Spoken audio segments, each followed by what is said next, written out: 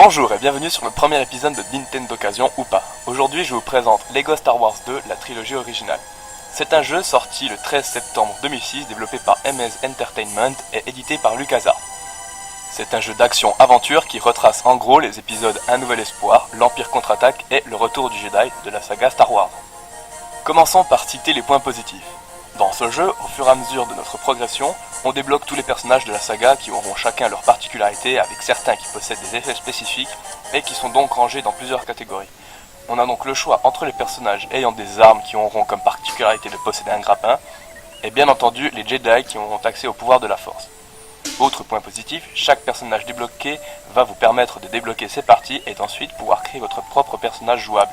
Il pourra donc être armé d'armes à feu ou alors être un Jedi créé par vous-même. Il y a donc un choix énorme de possibilités.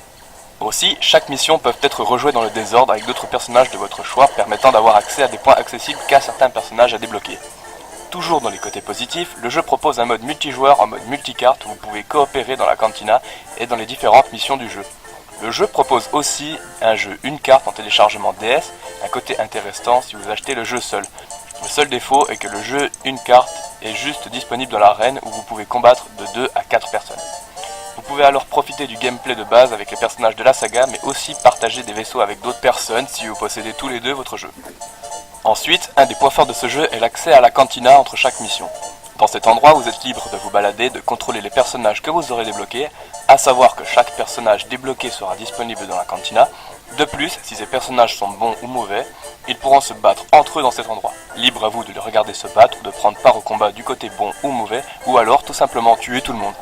Attention, si les personnages d'un alignement différent peuvent se battre entre eux, c'est qu'ils peuvent aussi être hostiles contre vous. Dans l'aventure, sur les cartes de jeu, il y aura différentes pièces de vaisseaux ou de personnages à trouver ou à obtenir avec des énigmes.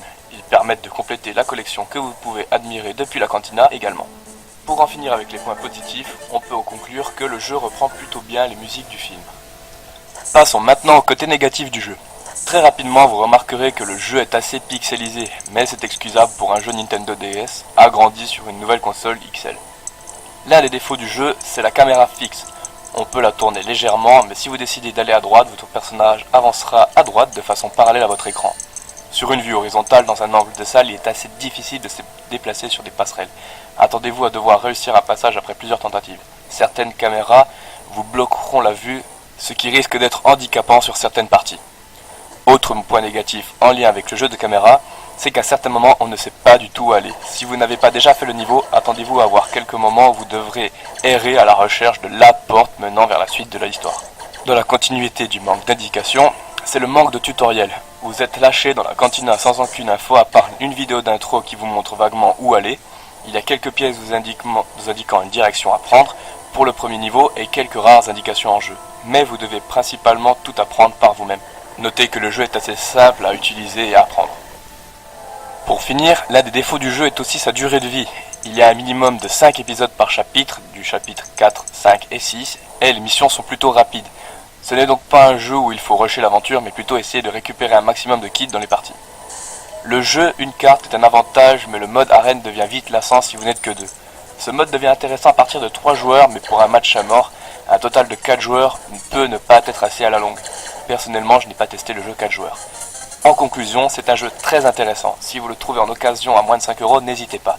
Ce n'est pas un jeu qui vaut son prix en jeu neuf, sur internet ou en magasin, il se trouve encore.